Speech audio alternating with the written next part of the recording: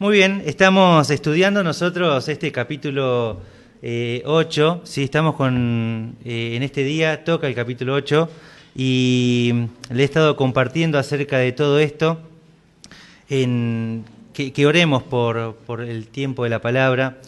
Estamos en un tiempo como iglesia donde se hablan de conceptos de predicación expositiva. Y es una responsabilidad para los predicadores, para los enseñadores, predicar expositivamente, pero no solo los predicadores deben, o los pastores deben predicar de esta manera, sino que la congregación tiene que también prepararse expositivamente. Y es prepararse en la semana, es empezar a leer los pasajes, es orar. Vez pasada José nos compartía sobre levantarnos un poco más temprano, porque no solo nos preparamos físicamente, sino tenemos que prepararnos también espiritualmente, que el estar acá sea el mejor momento de nuestra semana, el mejor momento donde vamos a deleitarnos en la palabra, y nos encontramos frente a un pasaje que no solo que hemos escuchado muchas veces, sino que hace poco hemos visto un pasaje paralelo a este, ¿sí?, que estuvo compartiendo Manu vez pasada. Así que este es un pasaje paralelo a lo que él compartió. Y bueno, nos vamos a encontrar en todo este contexto de 1 Corintios 8 acerca de Pablo respondiendo a diferentes inquietudes de la congregación, diferentes situaciones que surgían. Nos hemos detenido a hablar del tema de capítulo 7 bastante, y en esta oportunidad hay otro tema en cuestión que generaba también inquietudes, incomodidades, y también generaba tropiezo para la iglesia. Y acompáñenme en la lectura, en 1 Corintios capítulo 8, son 13 versículos, y dice así: En cuanto a los sacrificados a los ídolos, sabemos que todos tenemos conocimiento. El conocimiento envanece, pero el amor edifica. Y si alguno se imagina que sabe algo, aún no sabe nada como debe saberlo. Pero si alguno ama a Dios, es conocido por él. Acerca pues de las viandas que se sacrifican a los ídolos, sabemos que un ídolo nada es en el mundo y que no hay más que un Dios. Pues aunque haya algunos que se llamen dioses, sea en el cielo o en la tierra, como hay muchos dioses y muchos señores, para nosotros, sin embargo, solo hay un Dios, el Padre, el cual procede en todas las cosas, y nosotros somos para Él, y un Señor, Jesucristo, por medio del cual son todas las cosas, y nosotros por medio de Él. Pero no en todos hay este conocimiento, porque algunos, habituados hasta aquí a los ídolos, comen como sacrificado a ídolos, y su conciencia, siendo débil, se contamina. Si bien la vianda no nos hace más aceptos ante Dios, pues ni porque comamos seremos más, ni porque no comamos seremos menos. Pero mirad que esta libertad vuestra no venga a ser tropezadero para los débiles. Porque si alguno te ve a ti, que tienes conocimiento, sentado a la mesa en un lugar de ídolos, la conciencia de aquel que es débil, ¿no será estimulada a comer de lo sacrificado a los ídolos? Y por el conocimiento tuyo se perderá el hermano débil por quien Cristo murió. De esta manera, pues pecando contra los hermanos e hiriendo su débil conciencia, contra Cristo pecáis. Por lo cual, si la comida le es a mi hermano ocasión de caer, no comeré carne jamás, para no poner tropiezo a mi hermano. Hasta ahí la lectura. Y nos encontramos nosotros, ¿sí?, con este capítulo 8, y va a iniciar en este versículo 1, y va a decir: en cuanto a los sacrificados a los ídolos. O sea, es el tema que voy a tratar. Ese es lo que va a estar tratando en todo este capítulo, y va a tratar de responder a estas inquietudes. Así que acá tenemos lo primero que nos dice en cuanto a esto: sabemos que todos tenemos conocimiento. ¿Sí? Lo primero que va a decir acá Pablo es que tenemos todos conocimiento del tema. Pablo está diciendo: no estoy dando un tema nuevo, ¿sí? En esta oportunidad no voy a hablarle de grandes misterios ocultos y cosas que no han escuchado. Pablo está diciendo: yo quiero hablarle de algo que ustedes ya saben, que algo que yo ya les he enseñado a ustedes. Ya me tomé el tiempo de hacerlo, y así que todos nosotros, la iglesia, a quien dirige esta carta, ya saben el tema en cuestión, ya tienen conocimiento, ¿sí? Así que Aunque hay diferentes palabras para traducir en el original para conocimiento y saber en este capítulo, la que aparece acá es la que más comúnmente nosotros hemos escuchado, que es gnosis. O sea que ahí todos tenemos el conocimiento acerca de esto. ¿Sí? Todos lo tenemos. Luego dice, el conocimiento envanece, pero el amor edifica. Entonces, lo que Pablo va a tratar de decir acá es, todos tenemos conocimiento, pero hay un problema. El conocimiento por sí solo va a causar algo negativo, nos va a envanecer.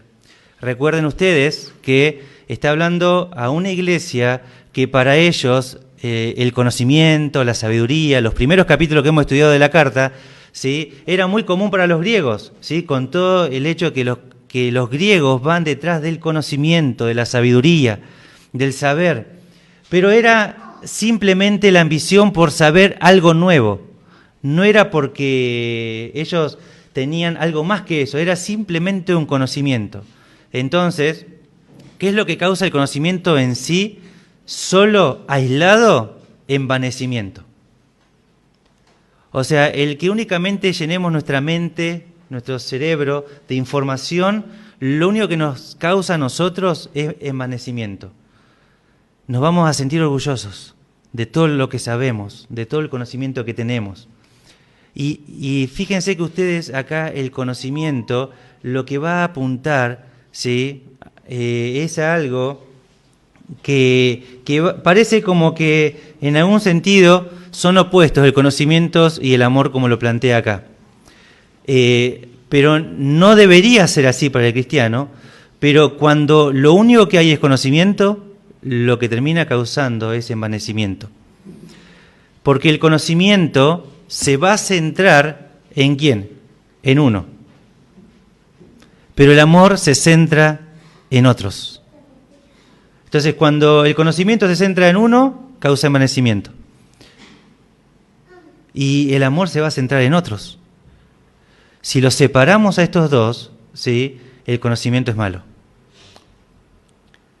Y el desafío de Pablo a través de este capítulo es que haya una armonía y un compañerismo y una amistad íntima entre conocimiento y amor. Eso es lo que Pablo quiere tratar en este capítulo.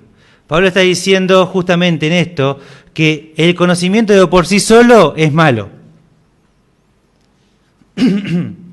Que lo único que va a generar es algo negativo, envanecimiento.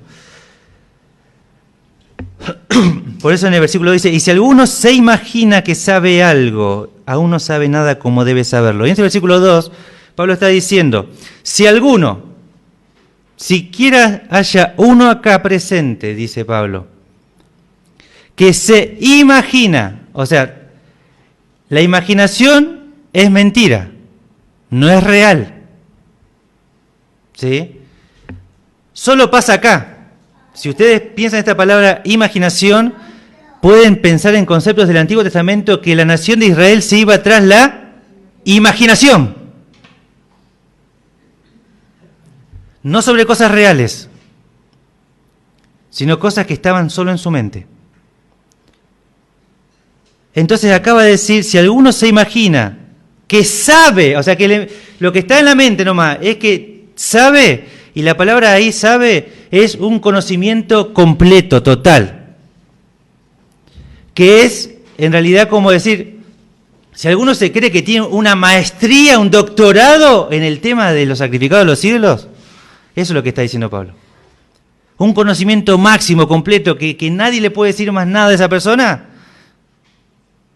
Dice así, aún no sabe nada como debe saberlo. Y esa palabra sabe y saberlo es otra que es como un conocimiento íntimo, un conocimiento entre Dios y el creyente, entre el esposo y la esposa. Entonces dice, aunque ustedes piensan, se imaginan que tienen el conocimiento completo, total del tema, en realidad ustedes no están íntimamente relacionados con esto. No lo conocen íntimamente. Lo conocen solo acá, dice, en su imaginación, en su cerebro, en su mente. Y eso causa envanecimiento. Y Y vieron que nos encontramos muchas veces con personas que escuchan algo y ya saben de todo, ¿no? Permítame decir, quizás alguien que, por ejemplo, hizo un curso de electricidad que, no sé, tuvo 3 jornadas completas, 3 días llenos de... No sabía nada de electricidad, de los 3 días ya es electricista. Sale con que es un electricista, ¿no? El escuchar hablar a un profesor le llevó a él a imaginarse que es electricista, que es un técnico electricista. Entonces va a una obra y sí, yo soy técnico electricista. Bueno, tenés que hacerme los montajes de estas cañerías, plantear las bandejas allá, armar los gabinetes acá, hacer el equilibrio de fases, balancearlos, conectarte todo un montón de protectores y el 99,9% de lo que va a hacer está mal si sale vivo. ¿Sí? Él se imagina que sabe, él piensa que sabe, pero en la práctica él no sabe nada. Y eso es lo que estaba pasando la iglesia acá, en cuanto a este tema. Pablo, otra vez vas a hablar de los sacrificados de los siglos, ya la tengo clara esa. ¿Cuántas veces escuchamos del tema? Déjame, correte vos que enseño yo el tema. Y dice, no sabe nada como debe saberlo. Todavía no está íntimamente relacionado con este concepto. Versículo 3 dice, pero si alguno ama a Dios es conocido por él. Entonces, el punto acá que va a tratar de abarcar es el amor. El amor es el complemento perfecto que viene, que nace de Dios y que es el ejercicio de eso que es Dios en uno. Entonces dice, bueno, esta persona puede vivir esto con un conocimiento completo, pero no puede hacerlo con el conocimiento que tiene, porque el conocimiento se completa cuando se entra en compañerismo con el amor. Si no, es puro envanecimiento. Y luego va a decir el versículo 4, ¿sí? Dice así, acerca pues de las viandas que se sacrifican a los ídolos, sabemos que un ídolo nada es en el mundo y que no hay más que un Dios. Así que acá Pablo va otra vez a decir esto que planteó anteriormente. Lo que dijo en el versículo 1, ¿sí? Recuerdan, sabemos que todos tenemos conocimiento.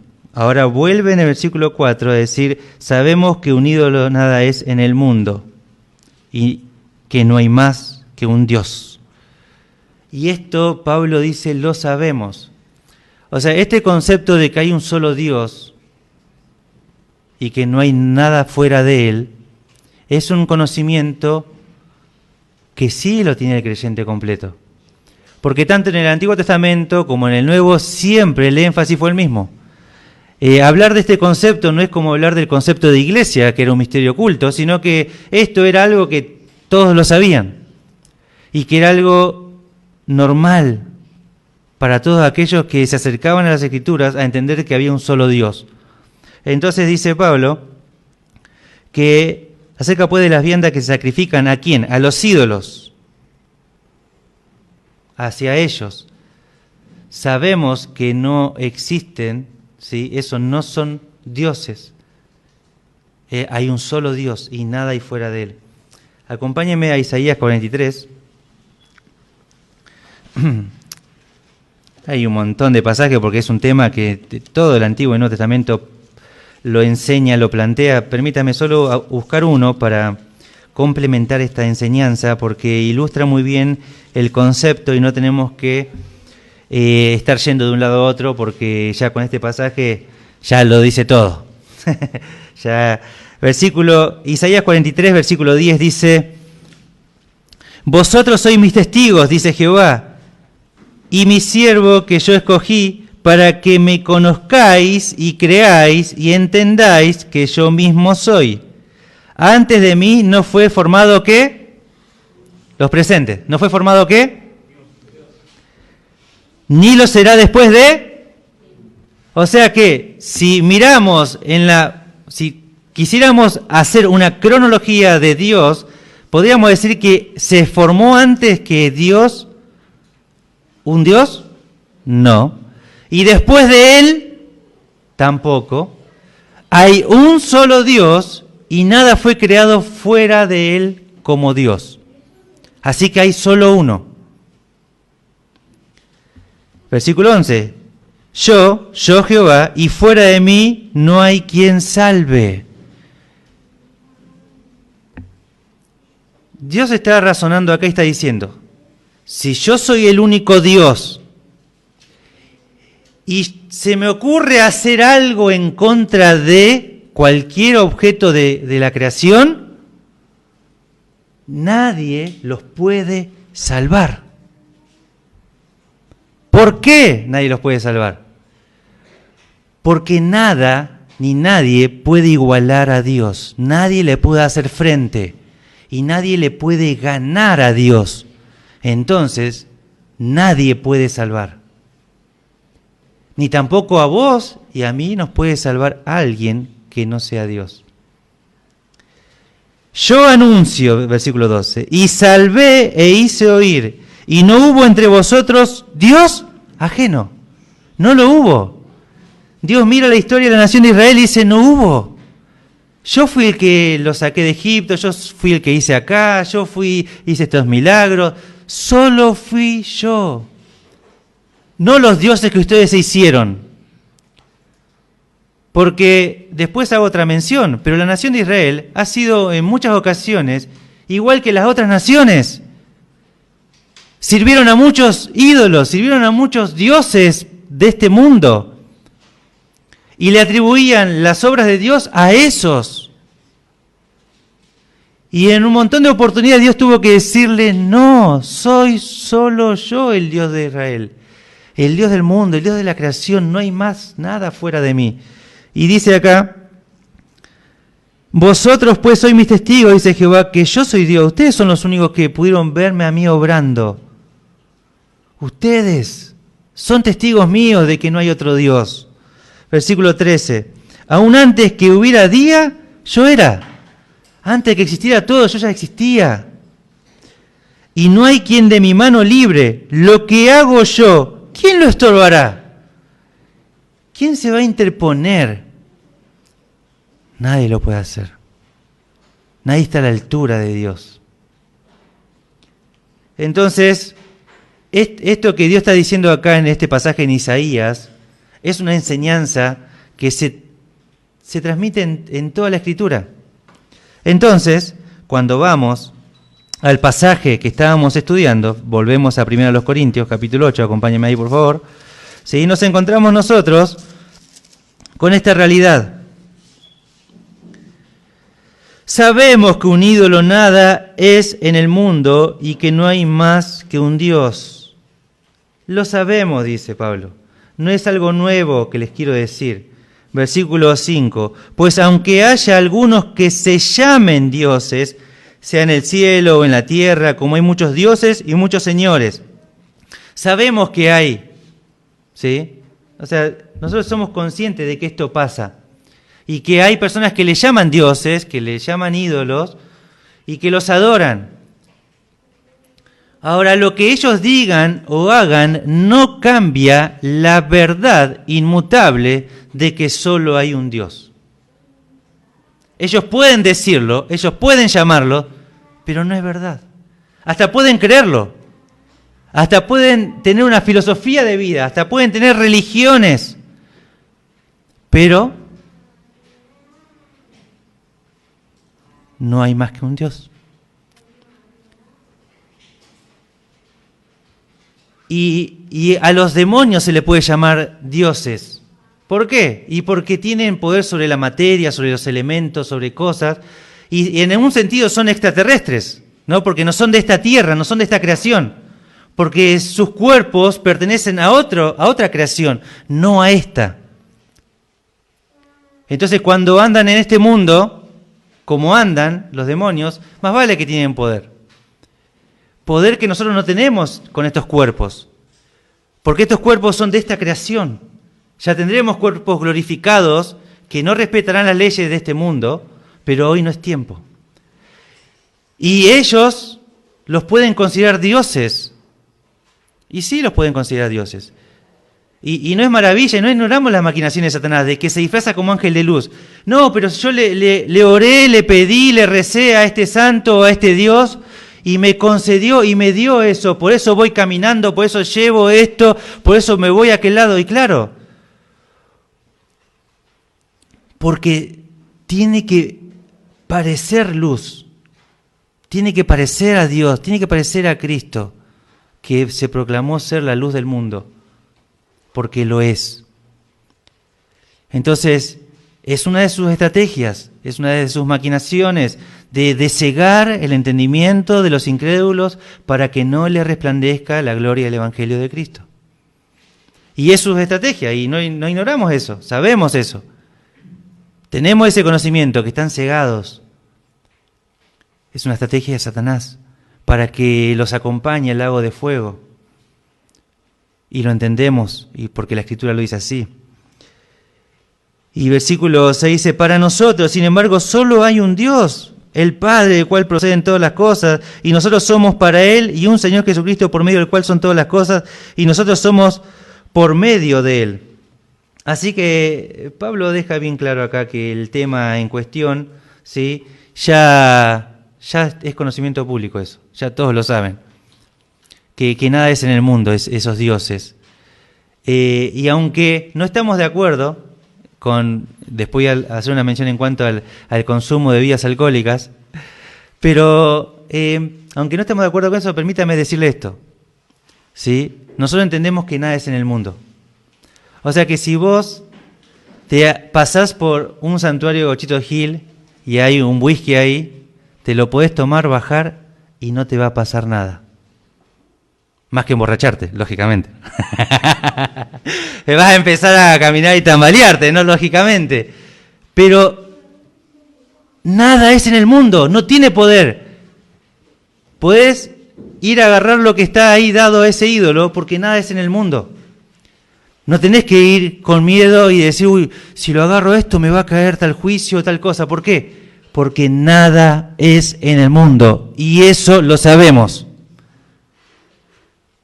Sabemos que el mundo entero está bajo el maligno y ha usado eso para cegar el entendimiento, porque Dios nos hizo a imagen y semejanza de Dios. El ser humano clama a gritos una relación con Dios. El hombre necesita a Dios y por ese motivo es que Satanás, al saberlo, le da algo parecido, una imitación de Dios. Entonces el ser humano se siente contento con su conciencia y calma un poco eso. Pero eso lo sabemos, dice Pablo. Nosotros sabemos esto, Pablo plantea. Versículo siguiente, versículo 7 dice, pero no en todos hay este conocimiento. Bueno, aunque todos sabemos, evidentemente, hay personas dentro de la congregación, ¿sí?, que no tienen este conocimiento claro. Versículo 7 lo está diciendo. ¿Sí? Entonces, versículo 7 nos va a decir acá.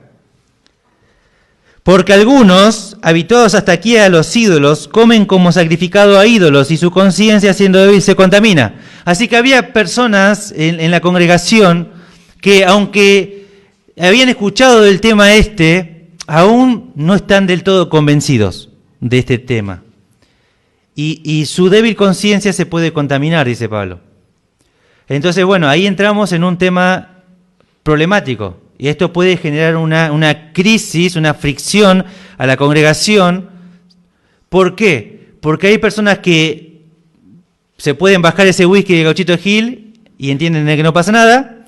Y hay otros que entienden de que cómo va a ser eso, porque los ídolos se van a enojar y le puede ir mal. Y cuando pinchó la rueda yendo a trabajar, ¡ja! Ahí te agarró el Gauchito Gil, ¿viste? ¿Por qué? Porque su conciencia es débil. Entonces, la pregunta es, ¿qué es conciencia débil? Tendríamos que plantearnos en cuanto al tema, ¿no? Porque uno puede llegar a decir, no, porque la persona no vale nada y anda así como fusilánime, anda ahí. No, eso no es conciencia débil. Puede tener un carácter podrido la persona y tener una conciencia débil. puede tratar al mundo y puede ser un pendenciero y una conciencia débil. ¿Sí? O sea, no igualemos. Puede tener toda esta pared llena de títulos de doctorados en teología y puede tener una conciencia débil en cuanto a determinados temas de la Escritura. Entonces no tenemos que decir que la conciencia débil es aquella persona que es nuevito, que no entiende nada, que bueno, recién está aprendiendo, dejalo, pobrecito él. No, creyentes de 50 años que tienen conciencia débil sobre temas. Entonces, dice que se contamina. Su conciencia lo lleva a contaminarse. Romanos 14:14 dice, yo sé y confío en el Señor Jesús, Pablo mismo hablando a la iglesia en Roma, que nada es inmundo en sí mismo. Nada es inmundo en sí mismo. Mas para el que piensa que algo es inmundo, para él lo es. Entonces, esta persona piensa que eso es pecado. Y cuando lo hace, su conciencia lo acusa que es pecado. Entonces, dice Pablo, en realidad no es pecado, dice Pablo. Pero en su conciencia piensa que sí lo es, y cuando lo hace se siente mal, se siente que está en pecado, porque su conciencia es débil. Entonces dice ahí, mas para el que piensa que algo es inmundo, para él lo es, aunque no sea inmundo. Recuerdan que hemos estudiado la carta a los Gálatas, y se encontraban ahí un conflicto muy importante en el capítulo que plantea Pablo, porque estuvo compartiendo con la iglesia de Antioquía, Pedro, con todos los hermanos, comía, bebía, disfrutaban, estaban en comunión, pero cuando llegan algunos hermanos de Jerusalén que corresponden a la circuncisión, nos plantea, Pedro se fue como alejando.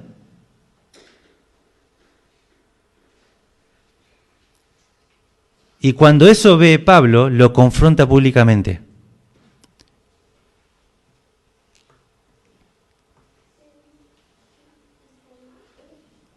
El Evangelio, la iglesia, inicia a partir de Hechos capítulo 2. Así que, cuando estamos hablando de Hechos capítulo 15, tenía muchos años la iglesia. Y sin embargo, aunque ya Pablo había hecho un ministerio de los gentiles, aunque ya Pedro había sido que nada es inmundo, todas estas cosas, todavía había una conciencia débil en la iglesia en Jerusalén, en cuanto al tema del sacrificio de los siglos. Y cuando Pablo va a hablar esto en este concilio que se hace en Jerusalén, yo les compartí, les he enseñado sobre el tema y les he hablado acerca de que la discusión fue muy fuerte en Hechos capítulo 15. Fue muy fuerte la discusión que se generó y que se quería imponer a la iglesia en Antioquía, o sea, a la iglesia que provenía de los gentiles, que cumplan con los ritos mosaicos. Y fue una discusión bien fuerte. Entonces, había una conciencia débil. Entonces, cuando hablamos de conciencia débil, y estamos hablando de todo esto, no estamos hablando del nuevito. Hay que quitarse solamente. Puede tener 30 años en la iglesia y tener una conciencia débil sobre determinados temas, no sobre necesariamente todos, pero sí sobre algunos, y especialmente sobre los temas que son grises. Entonces tenemos acá justamente lo que plantea el capítulo 8 de 1 Corintios, que dice, versículo 8, si bien la vianda no es más que, no nos hace aceptos ante Dios, pues ni porque comamos seremos más, ni porque comamos seremos menos. O sea, Pablo está diciendo, el comer no nos va a hacer más espirituales y el no comer tampoco. O sea, no tiene una repercusión y no está reflejando madurez espiritual. O sea, no te gastes con eso, no pongas ahí tu énfasis en eso. Porque eso material no es lo importante. Fue lo mismo que el Señor Jesús le había hablado en Mateo capítulo 15. ¿Se acuerdan que hablamos hace 2 semanas con respecto al tema de la honra a los padres? Cuando se le acercan todos los fariseos a plantearle sobre por qué sus discípulos no se lavaban las manos como tenían que hacer y cumplir con las tradiciones de los ancianos. Cuando pasa eso, el Señor le va a decir justamente que le estaban errando, porque ellos estaban poniendo por encima de todas esas tradiciones, ¿sí?, encima de la palabra de Dios, y eso es lo más importante para ellos, que cumplir la palabra de Dios. Y por esas tradiciones invalidaban la palabra de Dios, los mandamientos de Dios. Entonces, cuando nos encontramos en Mateo 15:10, dice así: y llamando así a la multitud les dijo: oíd y entended, no lo que entra en la boca contamina al hombre, mas lo que sale de la boca, eso contamina al hombre. ¿No entendéis que todo lo que entra en la boca va al vientre y es echado en la letrina? Pero lo que sale de la boca, del corazón sale, y esto contamina al hombre. Porque del corazón salen los malos pensamientos, los homicidios, los adulterios, las fornicaciones, los hurtos, los falsos testimonios, las blasfemias. Estas cosas son las que contaminan al hombre. Pero el comer con las manos sin lavar no contamina al hombre. Así que todo esto no te va a hacer más espiritual porque lo hagas o no lo hagas. Porque toques de esta manera un instrumento, porque lo toques del otro, no te va a hacer más espiritual. Cuando estamos hablando nosotros de esto, estamos hablando de muchos temas que son grises. Y porque hagas o no hagas, no te va a hacer más espiritual. ¿Qué es lo que te va a hacer espiritual? Es vivir lo que Pablo plantea acá. Eso te va a hacer espiritual y maduro. ¿Sí? Y plantea... Versículo 9, pero mirad que esta libertad vuestra no venga a ser tropezadero para los débiles. O sea, uno tiene la libertad y esa libertad no tiene que ser algo que sea una excusa para infringir la libertad del otro. Entonces, ya hemos hablado en reiteradas oportunidades que la libertad no es para hacer lo que quiero, sino lo que debo. ¿Sí? Entonces, aunque quiero comer de esos sacrificados a los ídolos, aunque quiero, en este punto no debo. Aunque me es lícito comer de esto, no debería hacerlo. No me conviene. Fíjense versículo 10. Pero si alguno te ve a ti que tienes conocimiento sentado a la mesa en un lugar de ídolos, la conciencia de aquel que es débil, ¿no será estimulada a comer de los sacrificados de los ídolos? O sea, te sentás a comer, a compartir con alguien. Y es una bendición la comunión. Pero si algo que es algo santo, algo lindo, algo agradable, algo que edifica, el sentarte a compartir, estar en comunión y en armonía con los hermanos, si eso comienza bien, pasa algo que termina generando algo malo, ya deja de serlo. Ya no edifica, sino que destruye. Y ahí es donde estamos hablando de problemas. Ahí es donde estamos hablando de que algo bueno que empieza bien puede terminar mal, que puede ser de tropiezo. Porque acá plantea justamente que el problema... Fíjense que dice, ¿el problema es estar sentado a la mesa en un lugar de ídolos? ¿Ese es el problema ahí? No, porque el ídolo nada es en el mundo. O sea, yo podría estar sentado ahí, o sea, no me afecta. Yo sé que no estoy pecando. El estar sentado en esa mesa, yo no peco. ¿Por qué? Porque sé que eso nada es en el mundo. Así que eso no es pecado. El problema no es sentarme a la mesa. El problema es si te ve a ti. El problema es si tu hermano pasa y te ve, es el problema. No que te sientes a comer, sino que alguien te vea que estás comiendo ahí. Y eso que te ve con su conciencia débil, dice acá, será estimulado a comer de eso. Será estimulado a caer en algo que para él le es pecado. Llevémoslos al hecho del alcohol. el uso de alcohol. En reiteradas oportunidades hemos hablado de esto y hemos planteado acerca que en sí mismo el tomar y consumir alcohol no necesariamente es pecado. Pero nosotros hemos establecido como iglesia, bajo determinados principios, y este es uno de ellos, justamente, que imagínate vos que alguien que viene en nuestra iglesia, de nuestro contexto, donde el alcohol es mayormente, en las familias es normal que se emborrachen. ¿Quién de tu familia no se emborracha? De tus parientes, no tu familia directa, ¿no? Por favor, por lo menos no lo manda al frente ahora, que estamos acá grabando, ¿sí? De tus parientes, te juntás en un cumpleaños, en un asado, en una salida, y no aparece el alcohol, y la gran mayoría terminan borrachos. Y hay siempre, ¿te acordás de tu tía, de tu tío, de alguien que se pelea con el otro porque tomó, que no tenía que haber tomado y que ahora tiene que manejar y que ahora esto? Y se te viene la idea de esas cosas. Y es su vida eso, el alcohol. Es una adicción.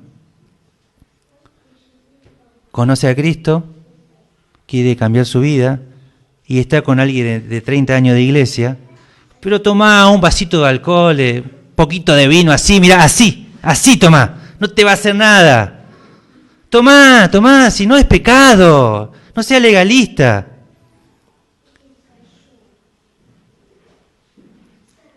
¿No será estimulado a volver a esa vida? ¿No será estimulado a eso? Oraste años para que se salve. Ahora que conoce a Cristo, ese poquito de alcohol lo puede llevar a su vieja vida y todo lo que la iglesia oró durante pila de años y lágrimas de una esposa esperando que ese esposo se convierta, se tiró a la basura. Y Pablo dice, no vale la pena. Por eso que termina diciendo, versículo 11, por el conocimiento tuyo se perderá el hermano débil por quien Cristo murió. Tómalo con la gravedad que tiene. Cristo murió por él y vos estás haciendo tropiezo para que él crezca fuerte en el Señor y vos sos piedra de tropiezo. Versículo 12, de esta manera pues, pecando contra los hermanos e hiriendo su débil conciencia contra Cristo, pecáis. Terminás pecando en contra de tu hermano y en contra de tu Salvador.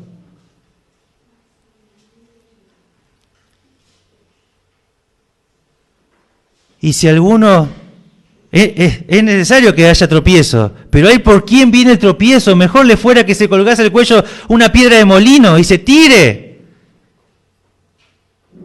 ¡Ay de él!, dice el Señor. Y muchas veces ese ay de juicio es para una iglesia en Cristo. Porque ya sea con el alcohol, ya sea con cualquier otro tema, podemos ser de tropiezo. Entonces, esta persona dice, pero yo ya sé, conocimiento solo, ¿qué hace? Envanece. El conocimiento unido como Dios quiere que sea, con el amor, ¿qué hace? Edifica. Porque el amor se centra en mi hermano, en los demás. Y Pablo hace la conclusión en el versículo 13, por lo cual, esta es mi conclusión, dice. Si la comida le es a mi hermano ocasión de caer, no comeré carne jamás para no poner tropiezo a mi hermano. Aunque me moriría de gana de comer carne, y si mi hermano le es de tropiezo, jamás en la vida pruebo un pedazo de carne. ¿Y hasta cuándo tengo que tolerar la debilidad de mi hermano? No comeré carne jamás. Pero ya tenía que crecer, tiene 20 años. No comeré jamás. No, pero al final yo me tengo que vivir, siempre me tengo que privar de todo y los demás. No comeré carne jamás. No, pero a mí no me importa lo que dice. No comeré carne jamás.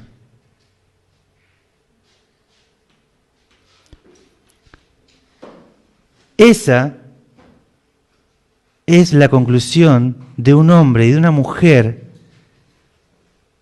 que ama a Dios. Porque el que ama a Dios, ama a los hermanos. Y el que no ama a los hermanos, tiene que preguntarse si ha conocido a Dios. ¿Querés que es fuerte? Lee 1 de Juan, toda la carta.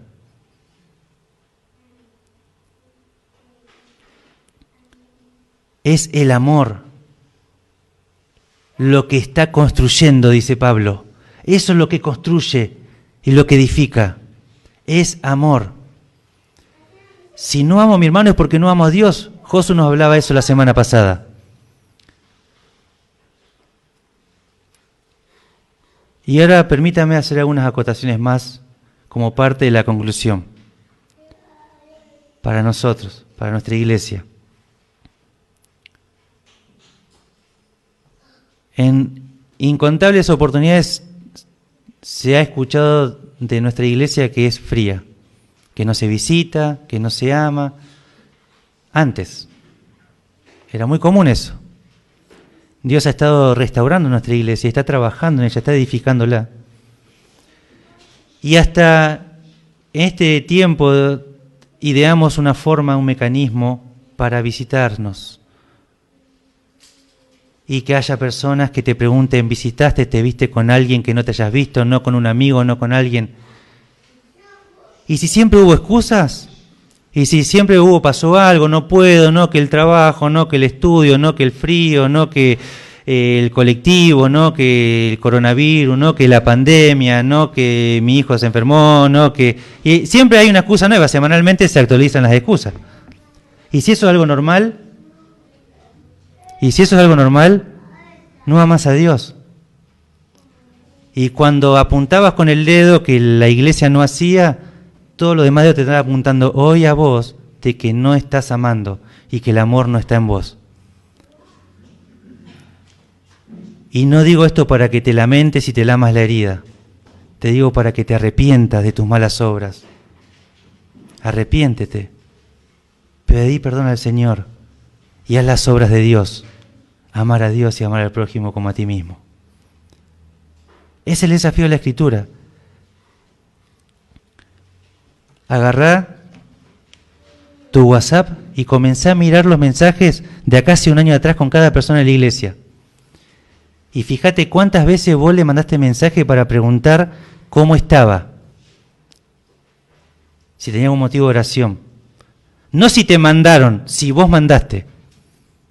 No hace muchos años, de acá un año, julio del año pasado. ¿Cuántas veces preguntaste a alguien cómo estaba? Sin que alguien te pregunte. Si no encontrás eso, no hay amor, no amas a Dios.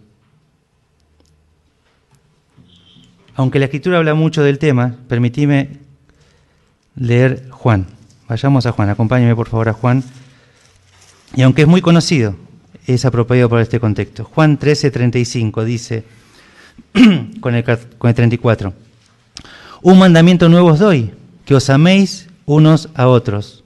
Bueno, eso ya, el amarse uno a otro era muy común, pero el nuevo es que como yo os he amado. Este amor nunca había pasado porque nunca se había demostrado este amor como Cristo lo demostró. Entonces dice, bueno, yo les voy a pedir a ustedes que se amen unos a otros, no como ustedes piensan que se tienen que amar, sino como yo los amé a ustedes. Esa es la forma que se tienen que amar. Que también os améis unos a otros. Versículo 35. En esto conocerán todos que sois mis discípulos. Si tuvieres amor, no por tu familia, no por tus amigos, no por tu trabajo, no por tus actividades, no por tus proyectos, no por ir a la iglesia. Si tuvieres amor los unos con los otros.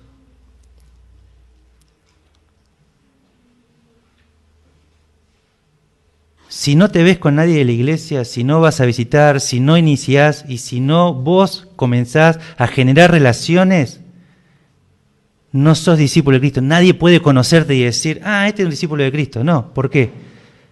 No está que tenés que amar a las personas de afuera. Dice, el amor a los discípulos.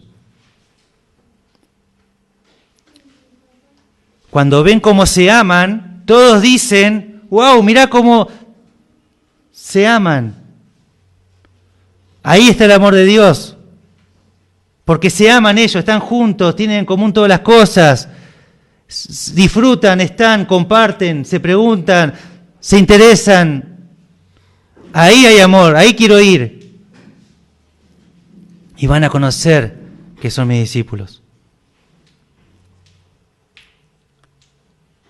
El conocimiento solo va a envanecer, solo el amor con ese conocimiento va a edificar. Y eso es lo mejor, ese es el conocimiento perfecto, ese es el conocimiento completo, cuando se hace uno con el amor. Cuando se hace uno con el amor, ahí sí entendiste todo. Antes de eso, te imaginás que sabés, pero no sabes nada como debes saberlo. Y el desafío de la Escritura: en esto conocerán todos que soy mi discípulo, si tuvieres amor los unos por los otros. Padre, gracias por tu palabra. Gracias porque, aunque nosotros nos encontramos en muchas oportunidades diciendo que amamos, muchas veces lo hacemos de los labios para afuera. Muchas veces decimos que amamos a alguien a través de redes sociales. Pero no nos visitamos, no nos preguntamos, no oramos, y el Señor mentimos y decimos algo que no es. Y Señor, muchas veces creemos que estamos andando bien delante de tu camino, Señor. Y al ver tu palabra nos damos cuenta que, Señor, pecamos contra ti, Señor, muchas veces. Y muchas veces dejamos estas enseñanzas tan básicas, tan elementales, tan simples, Señor, de amarse unos a otros, y abandonamos esta verdad y nos creemos superiores a otros, Señor. Perdónanos, Señor, perdónanos, y que sea, Señor, este día para meditar, para quitar la mentira de nosotros y comenzar a vivir la verdad, Señor, en amor. No simplemente con palabras, sino en hechos y en verdad. Gracias te doy por tu palabra, gracias porque siempre nos hace bien, porque tú realmente al que ama disciplinas, Señor, al que ama corriges, y Señor, es una vez más a través del estudio de las cartas de Apocalipsis, a través de esto, nos muestras la corrección porque nos amas, Señor, porque azotas a todo aquel que recibes por hijo, Señor, y hoy queremos pedirte que nos ayudes, nos dé tu gracia, de tu misericordia, para poder vivir estas verdades, Señor, porque sabemos que va a traer bendición a nuestras vidas, que va a bendecir esta iglesia, este lugar, pero que va a ser, Señor, esto, un testimonio vivo, para que otras personas también puedan ser atraídas, Señor, por el Evangelio de Jesucristo. Gracias te damos por todo. En el nombre de Cristo Jesús. Amén.